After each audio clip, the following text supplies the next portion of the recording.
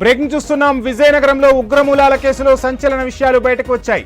నిందితులు సిరాజ్, సమీర్ రిమాండ్ రిపోర్టులో పోలీసులు కీలక అంశాలు ప్రస్తావించినట్లు సమాచారం.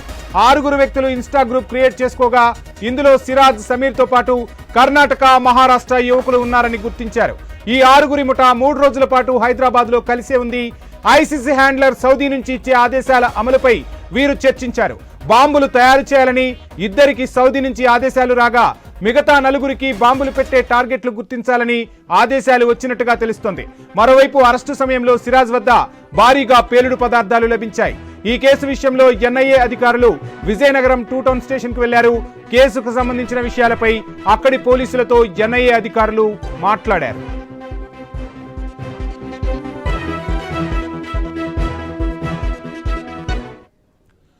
విజయనగరంలో ఉగ్రమూలాల కేసులో సంచలన విషయాలు వెలుగు చూస్తున్నాయి. నిందితులు సిరాజ్, సమీర్ రిమాండ్ రిపోర్టులో పోలీసులు కీలక అంశాలు ప్రస్తావించినట్టు తెలుస్తుంది. ఇదే అంశానికి సంబంధించి ఫుల్ డీటెయిల్స్ మా ప్రతినిధి ఏవై స్వామి అందిస్తారు.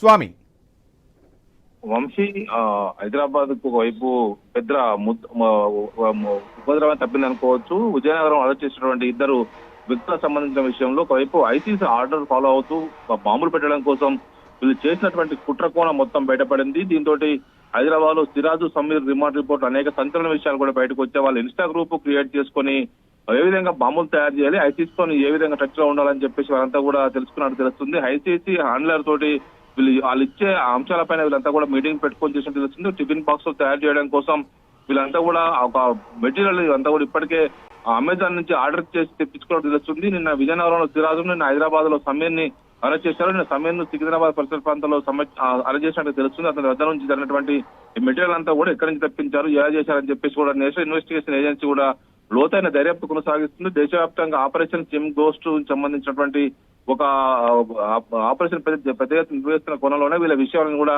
బయటికి వచ్చాయి. అనేక వందల సంఖ్యలో చెమ్ములు తీసుకొని వీళ్ళు ఏం చేస్తున్నారనే విషయం సంబంధించి పోలీసులు తొలుత కొంత ప్రాథమిక విచారణ చేశారు. ఆ తర్వాత రోజుగా విషయాలు వెళ్లడంతో కూడా అనేక విషయాలు బయటకు వస్తున్నాయి. వీళ్ళందరూ కూడా నిన్న సిరాజ్ను హైదరాబాద్ లో, విజయనగరంలో సిరాజ్ను, హైదరాబాద్ లో సమీర్ ను అరెస్ట్ చేశారు. వీళ్ళందరినీ ఇప్పటికే విజయనగరం కోర్టు హాజరుపరచడంతో వీళ్ళందరూ కూడా 14 రోజుల పాటు రిమాండ్ విధించడం జరిగింది. మొత్తానికైతే వీళ్ళ వద్ద ammonium nitrate, sulphur, aluminium powder లాంటి వైర్లను కూడా సీజ్ చేశారు.